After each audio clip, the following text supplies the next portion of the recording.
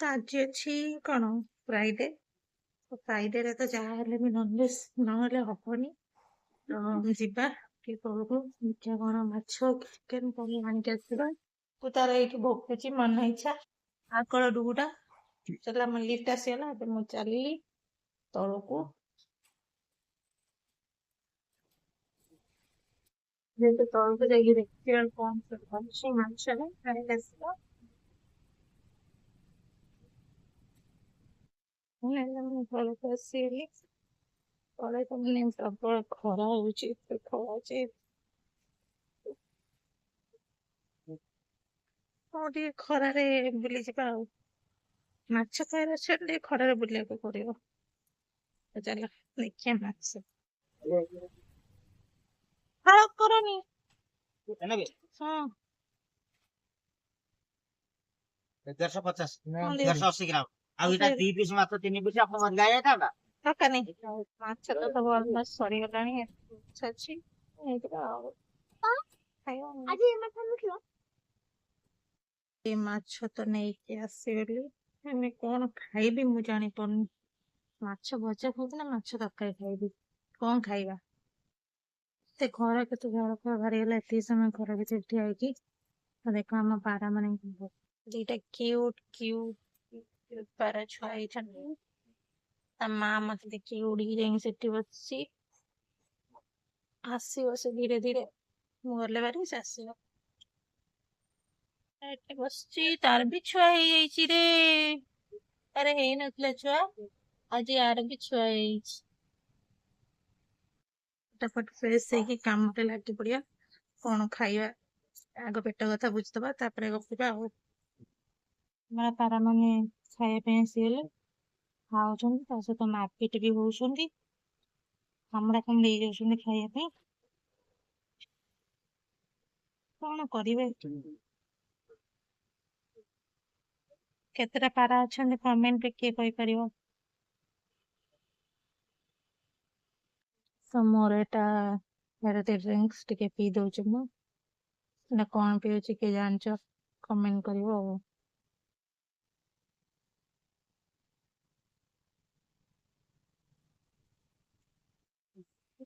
ମାଛ ଧୋଇକିରି ହଳଦୀ ଲୁଣ ପକଉଛି ଆଉ। ଓହୋ ତାର ମୁଣ୍ଡ ଟା ବହୁତ ବଡ ମୁଣ୍ଡ ଟା ନା। ତ ଆଜି ଆମର ଲଞ୍ଚରେ ହଉଛି ମାଛ ତରକାରୀ। ମାଛ ଭଜା ବି ହବ ତରକାରୀ ବି ହବ। ମାଛକୁ ଫାଷ୍ଟ ଆମେ ଲୁଣ ହଳଦୀ ପକେଇକି ରଖିଦେଇଛୁ। ତାକୁ ଭଲ ଗୋଳେଇକି ତାପରେ ଭାଜିବୁ।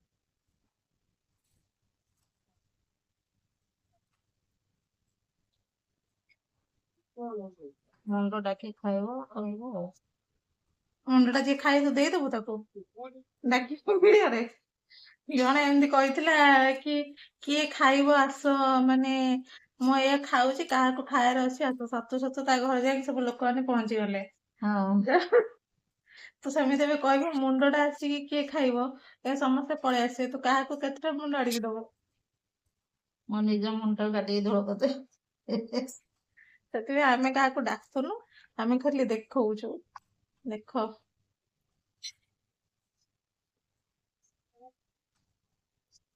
ନେଇକି ବସ ଚିକେନ ଖାଇବାକୁ।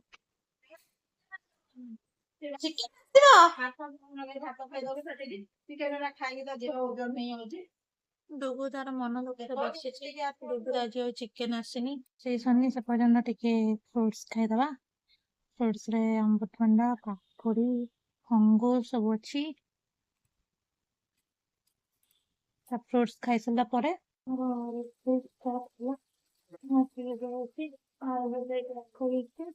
ମାଛ ଭଜା ଚାଲିଛି ହେଇସାରୁ ପିଆଜ ଟମାଟୋ କଞ୍ଚାଲଙ୍କା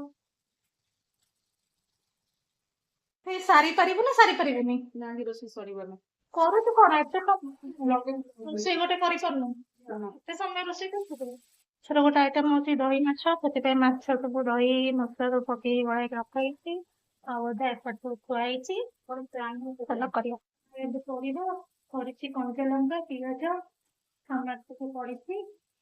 ତାପରେ ଟିକେ ପିଆଜ ଲଙ୍କା ଟିକେ ଭାଜିହେଲେ ମସଲା ପଡିବ ଆଉ ତାର ମସଲା ପାଇକି କେମିତି ପଡିବ ଧନିଆ ମସଲା ତେଲ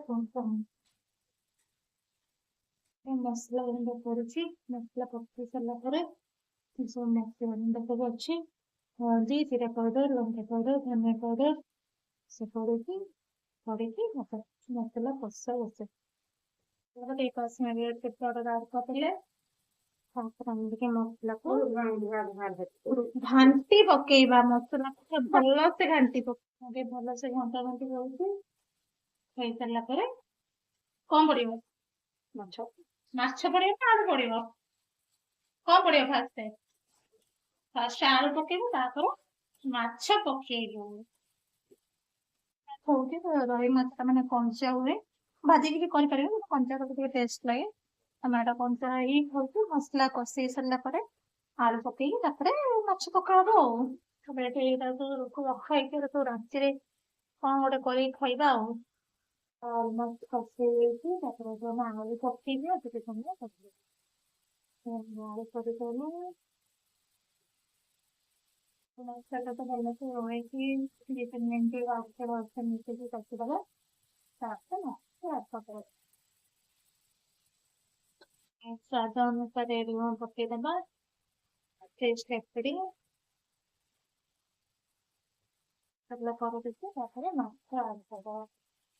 ସେଟାକୁ ଆମେ ଆଡ୍ କରିବା।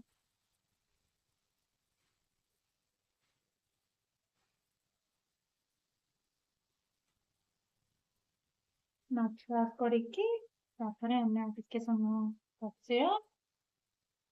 ତାପରେ ଦେଇଦବା ପାଣି। ଏଇ ମସଲା ପାଣି ପକେଇକି ଆମେ ଦବା। ତାକୁ ୱେଷ୍ଟ କରିବା ନାହିଁ। ଟିକେ ପାଣି ଆଡ୍ କରିକି ଦେଇଦେବେ। ଦେଇଦେଲେ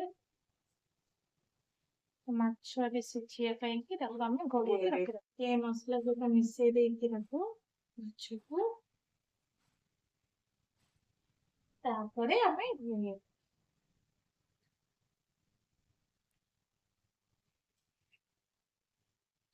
କେମିତି ଲାଗିଲା ଏ ରେସିପିଟା ସବୁ କମେଣ୍ଟ କରିକି କହିବ। ଲାଷ୍ଟକୁ ଆମେ ଆଦେହରେ ଆଡ୍ କରିବା ଗରମ ମସଲା ଆଉ ଧନିଆ ପତ୍ର। ଧନିଆ ପତ୍ର ଜାଗାରେ ଆପଣ ମାନେ ଭୃଷଙ୍ଗ ପତ୍ର ବି ୟୁଜ କରିପାରିବେ, କିନ୍ତୁ ଧନିଆ ପତ୍ର ପକେଇବା ଆଉ। କଲରଫୁଲ ବଢିଆ ଆସିଛି। ତେବେ ଆମେ ପାଣି ଆଡ୍ କରିଦେଇଛେ, ତେବେ ଆମେ ଘୋଡେଇଦବା ଟିକେ ମାଛ ଆଳୁ ସିଝିବା ପାଇଁକି।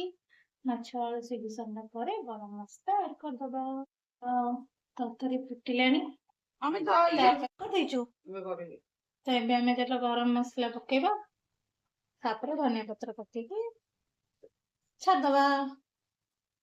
ଚଲ ଟିକେ ଗରମ ମସଲା ପକେଇଦବା।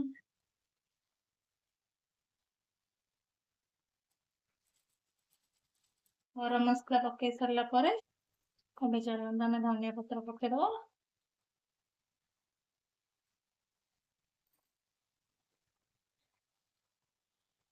ଧନିଆ ପତ୍ର ପକେଇକି ଆମେ ବର୍ତ୍ତମାନ ଗ୍ୟାସକୁ ପୁରା ଲୋ ଫ୍ଲେମରେ ରଖିକି 3-4 ମିନିଟ୍ ପାଇଁ ଛାଡିଦବା। ନେଲି ମୁଁ ଫ୍ରେଶ ହେଇକି ପଳେଇ ଆସିଲି। ଏବେ ଚାଲୁଛି ଲଞ୍ଚ କରିବି। ଦେଖିଆ ଲଞ୍ଚରେ ଖାଇବାଟା ଆଜି କେମିତି ହେଇଛି। ଭାତ ଆଉ ଦହି ମାଛ ତରକାରୀ ରେଡି ହେଇଗଲା। ଚାଲ ଆଜିର ଏତିକି ଖାଇବା। ମୁଁ ଯାଉଛି ଖାଇଦେବି, ଭୋକ କଲାଣି। ରୋଷେଇ ସରିଲା, ଆମେ ଭାତ ତା ସହିତ ଟିକେ ଝୋଳ ଆଡ୍ କରିବା। ଝୋଳଟା ତ ଦେଖିବା ପାଇଁ ମସ୍ତ ହେଇଛି। ତାପରେ ଗୋଟେ ଆଳୁ ଏମିତି ଚକଟି ଦବା। ୟମ୍ମି। ତାପରେ ଆଳୁ ଝୋଳ ଭାତ ପୁରା ଭଲ ସେ ଗୋଳେଇ ଦେଇକି ତାପରେ ଆମେ ଆକୁ ଖାଇବା। ଝୋଳ ଖାଇଦବା ଆଉ।